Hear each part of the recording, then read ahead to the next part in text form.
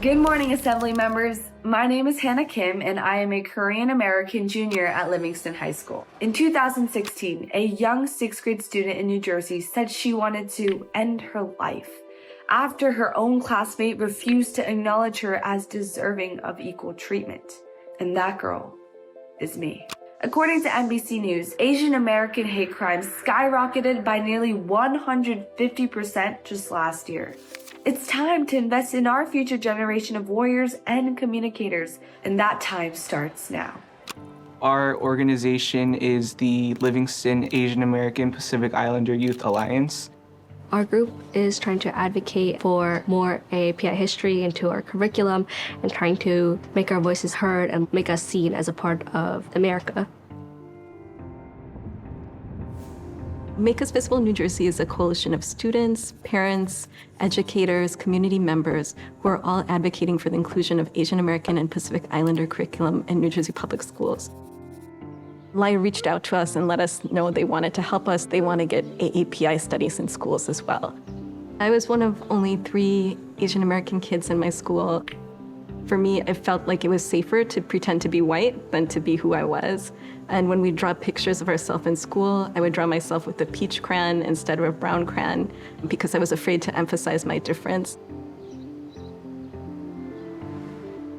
At the root of the hate crimes is prejudice and ignorance, and what is that fostered by? It is fostered by the lack of content and awareness in schools about Asian Americans in this country. This year in February, LAYA and Make Us Visible New Jersey advocated for the passage of 2 legislative bills that mandated the teachings of AAPI contributions and history in all public schools. Honestly, in the beginning, I wasn't really aware of how big this was. Send this email out, try to reach out as much as possible, do this testimony, write a small speech, and I was just there's a lot of people who believe in this too. And yeah, the bills got passed.